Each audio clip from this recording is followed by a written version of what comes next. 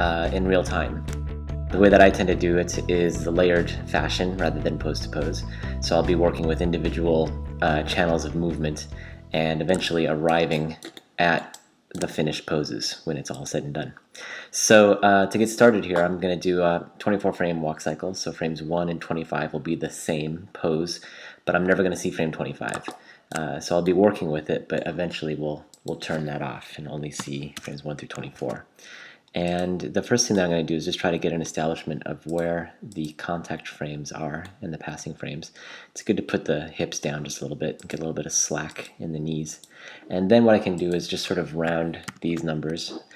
These numbers don't really mean anything to me personally, so I'm just trying to get something here that I can remember, because whatever I do on frames 1 and 25, I'm going to have to do the opposite on frames 13 later.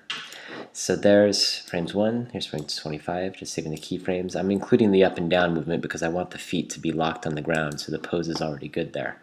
Here I'll go ahead and save a keyframe, but I'm going to change the pose. I've got auto key on, so the keyframes are being saved as I'm moving it. And this should work now, just sort of a cross-country skier type of look. And what I'm going to do here, this is just sort of good thing to remember, is to set the Z translations, the forward and back movement of the leg, to linear, and that's going to be easier to lock the feet down later. I'm going to cycle the curves here. I've got my cycle windows sort of torn off because I'm going to be using them quite a bit, and there we have the first part of the walk cycle. So the next thing to do is just try to figure out when's the passing frame, when is the foot off the ground, the halfway mark between the two contact frames, and this foot's going forward, so I'm just gonna save a keyframe, again just rounding it up. Whatever's happening at frame 7 for one foot is going to be happening at frame 19 for the other foot. And I'm not worried so much about if that's the perfect height or the perfect pose, because this is just trying to get some movement down. I always think of it as if you're sculpting or something like that, you're just trying to get the clay on the table right now. You're not really worrying so much about if it's the perfect form and figure of the sculpture. Now that I have this worked out, contact frames and passing frames, it's good to go into the hips.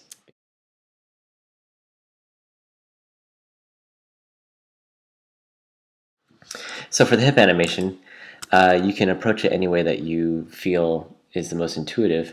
For me, when I look at a walk cycle, I see the up and down movement. That's the most obvious type of movement, at least for a character with this type of anatomy. So to establish the up and down movement, I'm going to try to figure out first where that contact frame is here at 13. And what I find is that 1 or 2 frames before the contact frame is when the hip is in the high position. So I'm just going to get there and save a keyframe. And whatever's happening at frame 12 is also going to be happening at frame 24 to make the cycle work. So now, as the foot's gone down on the ground, it's ready to receive the weight of the hips. So I'm just going to pull that down, and now you'll see the first little up and down movement. We can look at the graph editor here to see what the hip curve looks like, and we can cycle that. And in cycling that, we should be able to see a repeating kind of effect. There's a little stutter there. That's because we're playing frames 1 and 25 together. That'll go away when we only play up to 24 frames. So let's just assume that we're happy with this. We can always change it later. The next thing to do is to think about, that's a little bit of the weight, what's happening with the overlap? What's the root of the overlap movement? And here at the contact frame, the hips will probably be rotated back like so. So go ahead and save a keyframe for that. Whatever's going on at frame 13 is also at frame 25. And as the weight falls forward, the hips are going to pivot forward. So you see that falling movement happening. And I think it's good sometimes to get like a little bit of offset between these two. So maybe we'll move that just a little bit further. So it's happening after the up and down movement. Got everything cycling now, so we can just see how that looks. And it's really exaggerated, so I'm just going to pull back on that a little bit just by scaling this slightly.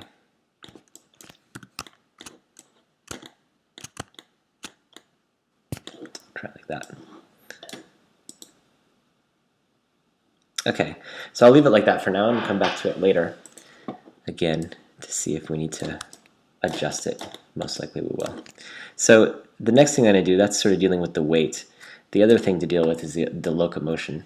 And in the locomotion, I'm thinking about the swinging of the hips. What is it that's making that foot go forward? And the root of that movement is happening here in the hips. So I'm just going to give a little bit of a pivot there. And whatever's going on at frame 25 is also going to be here at frame 1. Sorry, vice versa. And at frame 13, I'll have the opposite because the other foot is forward. So minus 15. We can see what that looks like. All right, so you start to see a little bit of what the locomotion is behind the walk cycle.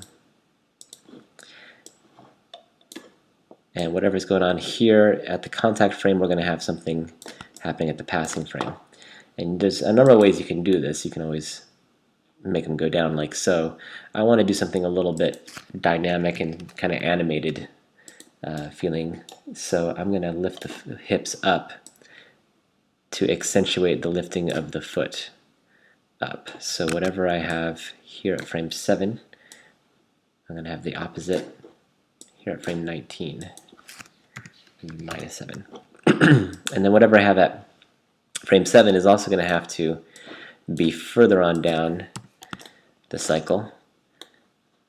And I've already sort of worked out that that is going to be frame 31. So I can just save the keyframe here, move that on down to frame 31, and cycle. All right. The last thing here that's really important to do is to think about the weight shift, because when all the weight is on this foot, the hips are going to have to be over that foot, and you can start to see that sort of line getting worked out there. So I save the keyframe there. Frame 19, I can do the opposite.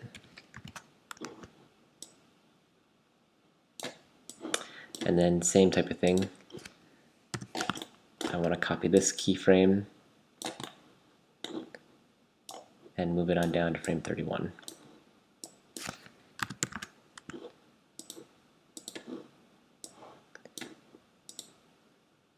Alright, so everything's really exaggerated, and this isn't a bad time to sort of pull back, make everything slightly less big.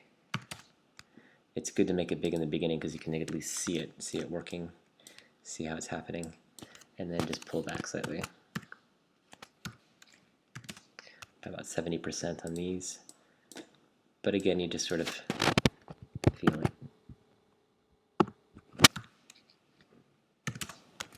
See what that looks like. So he's a little bit bouncy. Maybe we could pull back on this a little bit.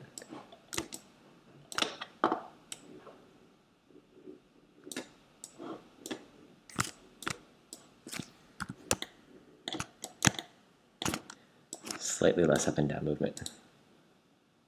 Maybe that's too much. Taken out.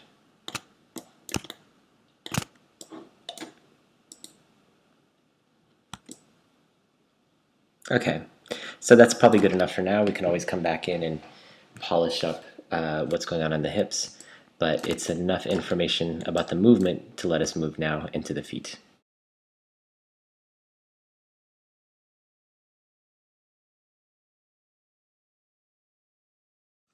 Okay, so moving now to the feet. It's easier just to choose one foot to work with, and then you can copy and paste the animation of one to the other. That's one of the nice things about working on cycles. So I'm going to pick this one because it's in front.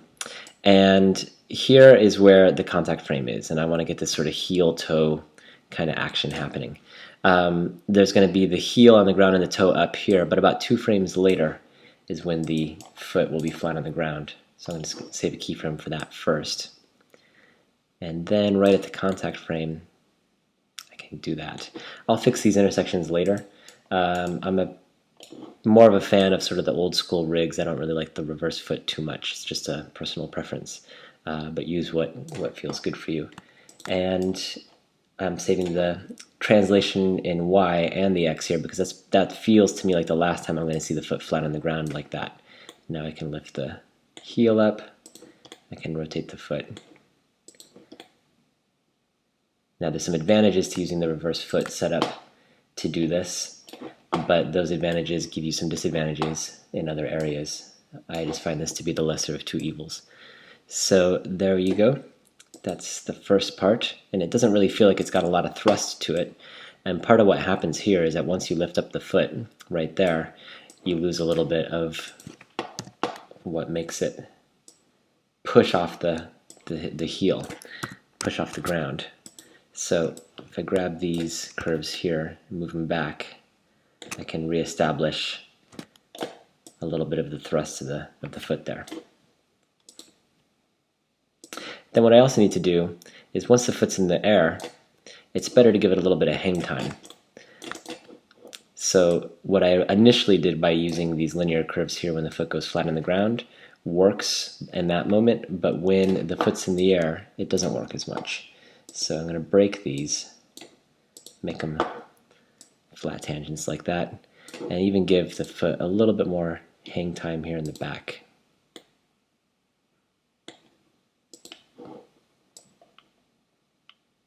And then it'll swing forward a little bit more quickly.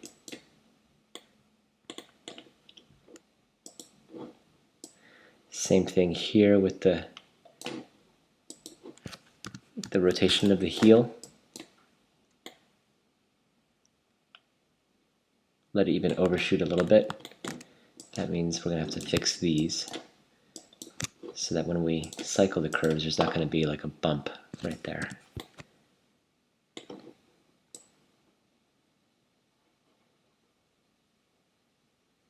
Okay, and then it's not even a bad idea in some cases to let the foot overshoot slightly, or at least come quite close. Looks like we've got two keyframes there.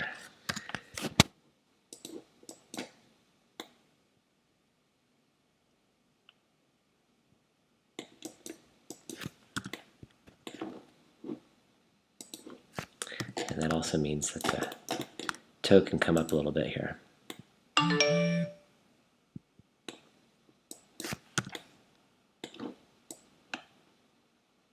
All right, so let's see what we got with that. And the main thing now is to try to fix the intersection, and that'll take a little bit more time to do. But before we get into that detail, let's also work on the arc of the foot coming forward here.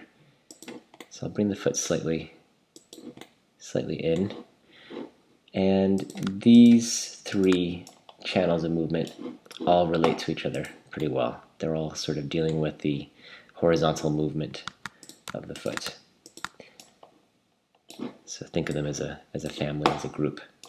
And basically, you can go ahead and save the positions at 1, 13, and 25. Those are all the contact positions. And as it swings forward here, you can swing it out. You can rotate it a little bit like so.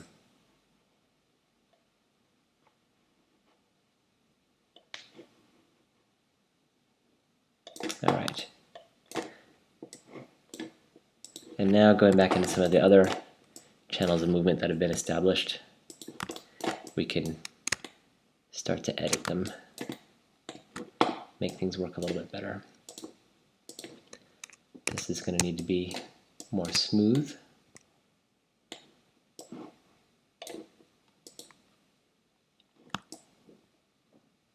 Okay, so that's sort of working. Still some intersections. We can fix that with the toe movement right there.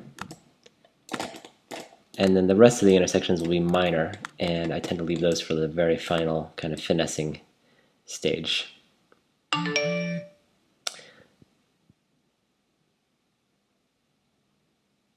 Alright, so I'm going to save a keyframe here where the toe should be locked down, and then just correcting it. That's all the pressure that's being built up in the toe. And then here, a little bit of drag. And then back to 0.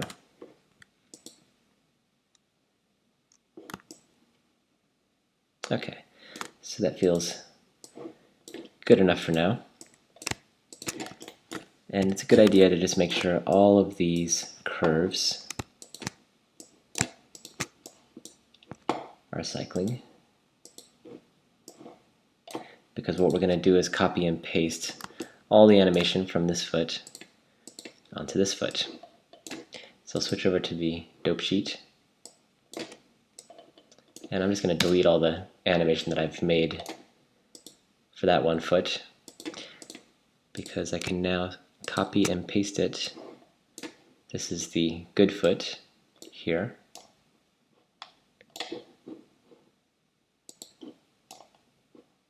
There's the foot that's receiving. So the first thing you're going to see is that it looks a little weird because it's exactly the same time. And that's strange. So we're going to offset all the animation on this one by 12 frames. That's half of the cycle. And now there's still a strangeness because of the way that this is rotated. And to fix that, we're going to have to flip the curves. And the curves that we flip are those same ones, the horizontal group. So I can say times equals -1, and that should invert the curves like so, giving us this sort of a feel.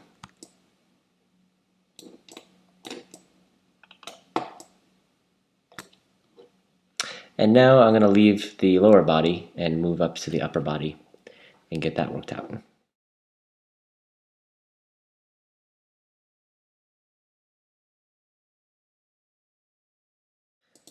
Okay, so I haven't gotten pretty far along with the lower body. It's a good time to move up to the upper body. And it's good to keep in mind also, what's the anatomy of the character and the design of the character. This guy's in a space costume, so he's probably not going to be very supple. But what we want to try to do is counter whatever's going on in the hips for the locomotion in the upper part of the body. So I'm just going to rotate here slightly the chest, so that when the right hip is forward, the left shoulder is going to be forward. But that's not coming from the arm, it's coming more from what's going on inside the spine. So I save a keyframe for 1 and 25, just as before, because this is all happening on the contact frames, and then the opposite happens here.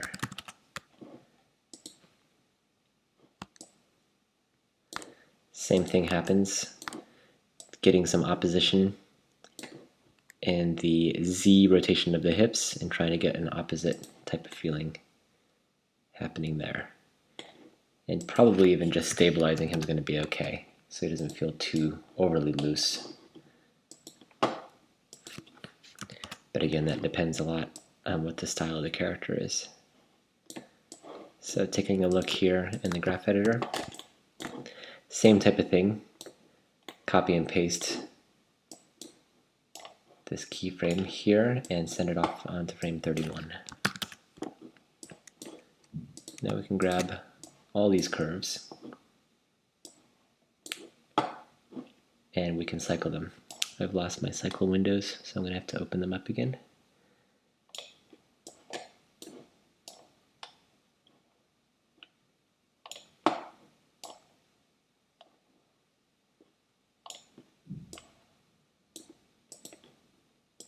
Okay, there we go. I'll just move those out of the way. And he feels a little bit too big in the Z rotation. So I'm just going to come back on that a little bit.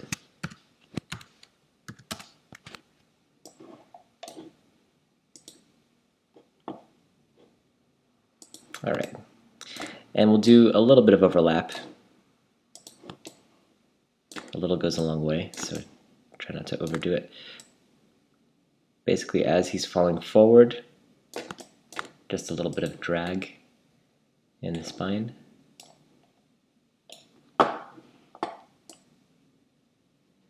As he's coming backwards, pulling forward like so. And if you want an easy way to find out how to make that cycle complete, one way to do it, I'm just going to remember that this is at frame 10. Bring this all back here to frame 1. So whatever is happening here at frame 1 would also happen at frame 13. Now I can bring this back to frame 10.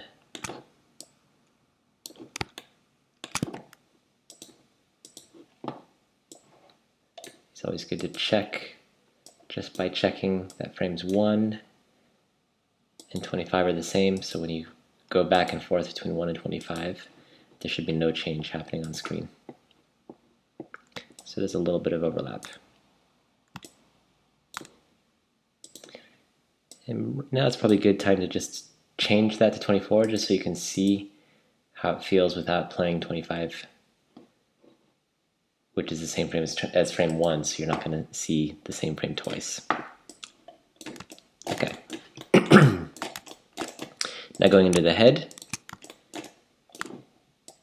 this should be very, very simple.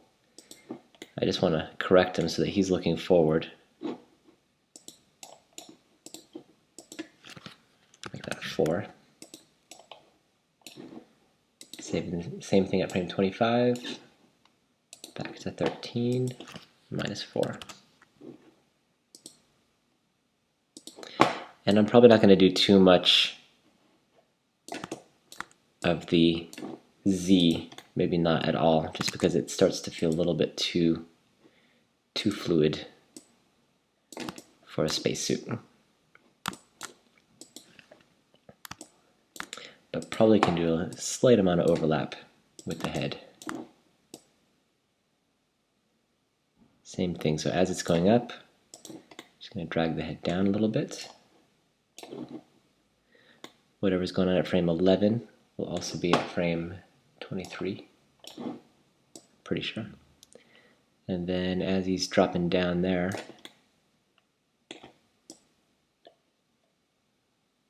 a little bit of drag on the head. We'll see how that looks.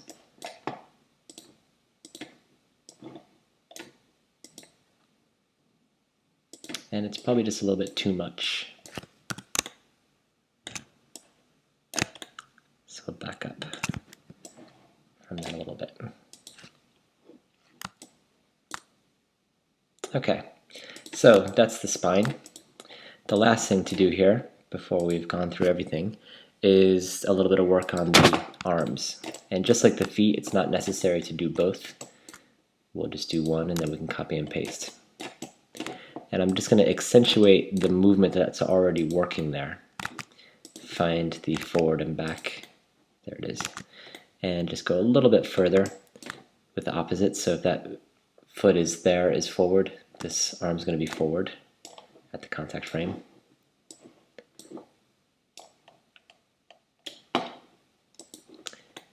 Frame 13, just bring it back slightly.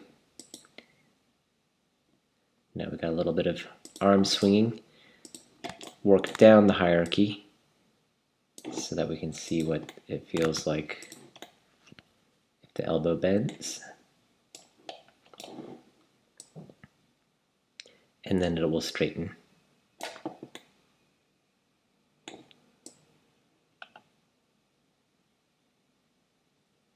It'll stay straight.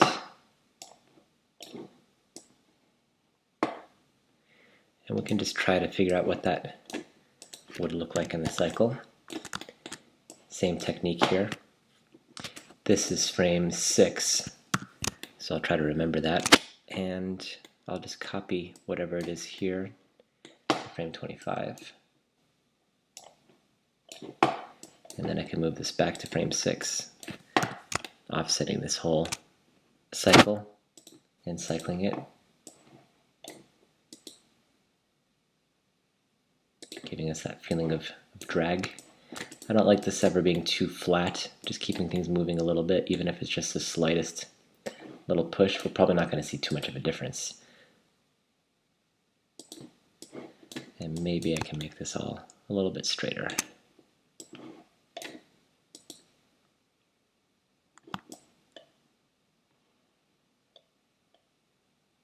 Okay, And I can finally go into the wrist and work a little bit on the overlap here. So as he's moving forward, a little bit after he started moving forward, give a slight amount of drag to the wrist.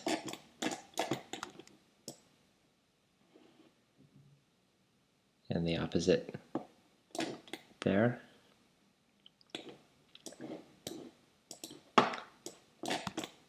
So that's frame 9, and I'm going to try to remember that as I bring all this back to frame 1. Copy and paste. Go back to frame 9 and cycle it.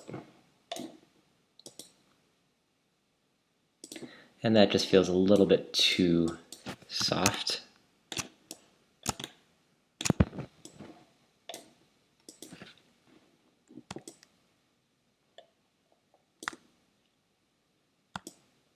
All right, so the easiest thing here to do is to copy and paste all of these controls onto all of these controls.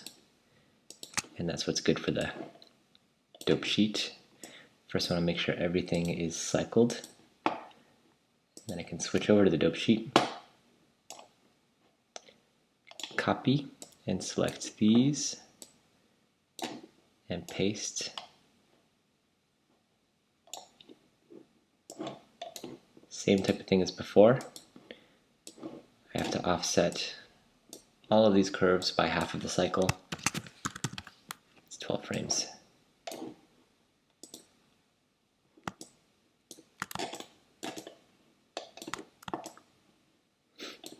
And basically we've gone through all the channels that we can.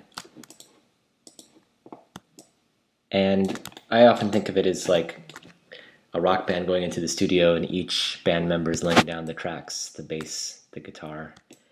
And after everything's recorded, you can go in and do the remix. Try to mix it correctly. And the mix is going to happen on all the different